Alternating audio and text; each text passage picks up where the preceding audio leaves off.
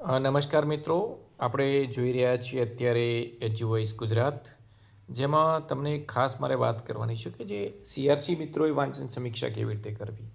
તો સૌપ્રથમ આપણે અહીંયા આગળ જઈ અને એડિટ રજિસ્ટ્રેશન કરી લઈશું, જેથી કરીને આ તમે શિક્ષકના મોબાઈલમાં પણ કરી શકો છો અને આપ તમારા મોબાઈલમાં પણ કરી શકો છો. સૌપ્રથમ તમે લખશો અહીંયા આગળ આપણે ટીચર કોડના બદલે આપણે શાળા કોડ લખવાનો છે. દાખલા તરીકે અહીં હું કોઈ શાળાનો કોડ લખું છું, તો જુઓ અહીંયા આગળ ઉમરી ગોળિયા પ્રાથમિક શાળા આવી છે, તો સાચું કરી દેવાનું છે.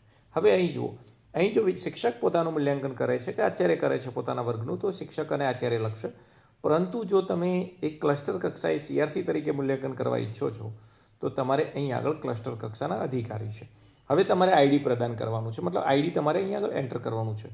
તો તમને મિત્રો ખબર છે કે તમારા બીઆરસી સીઆરસી કક્ષાએથી તમને બીઆરસી કક્ષાએથી આ જિલ્લા કક્ષાએથી એક યાદી મળેલી છે, જેમાં આ રીતના કોડ મળેલા છે તમને.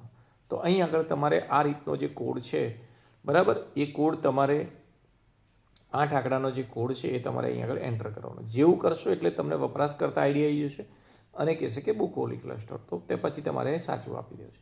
અહીં આગળ જુઓ મિત્રો, તમારે પરિણામ પણ જોઈ શકો છો, શાળાએ શું પરિણામ કર્યું છે એ પણ જોઈ શકો છો અને ઓઆરએફનું મૂલ્યાંકન પણ તમે કરી શકો છો. અહીં આપણે ઓઆરએફનું મૂલ્યાંકન કરવાનું. જેવું ઓઆરએફનું મૂલ્યાંકન કરશું એટલે તમને માઇક ટેસ્ટ પૂછશે. માઇક ટેસ્ટ નથી થઈ ગયેલો હશે તો પણ એક વખત તમારે માઇક ટેસ્ટ ફરજિયાતપણે કરવો પડશે. માઇક ટેસ્ટ કરશો એટલે માઇક ટેસ્ટની અંદર અમુક ફકરો છે, એ ફકરો આપણે વાંચી જવાનો છે, બરાબર. ફકરો જેટલો કે નજીકની વાડીમાં એક વડલો હતો, બિલે આ વડલા પર ચડ્યો, એની ડાળી પર પગ ભરાવ્યા અને પછી પોતે શરીર નીચે લટકાવીને હિંચકા ખાવા લાગ્યો, બરાબર. ટૂંકું કે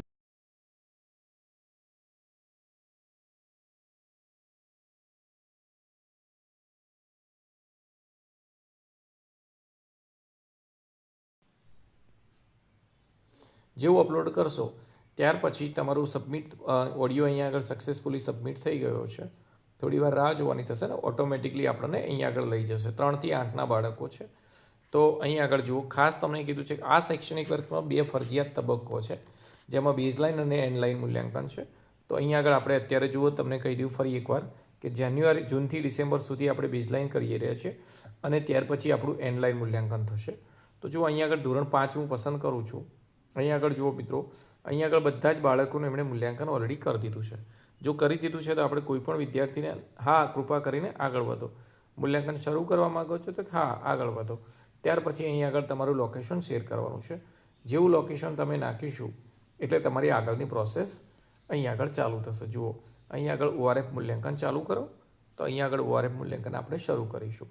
તો આ રીતે આપણે બાળકોનું મૂલ્યાંકન સરળતાથી કરી શકીએ છીએ, બરાબર.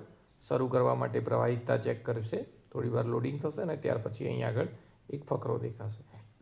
આ ફકરો આપણે વંચાવવાનો છે. ધન્યવાદ. હું માનું છું ત્યાં સુધી આ બાબતો આપણે પૂરેપૂરી રીતે સમજી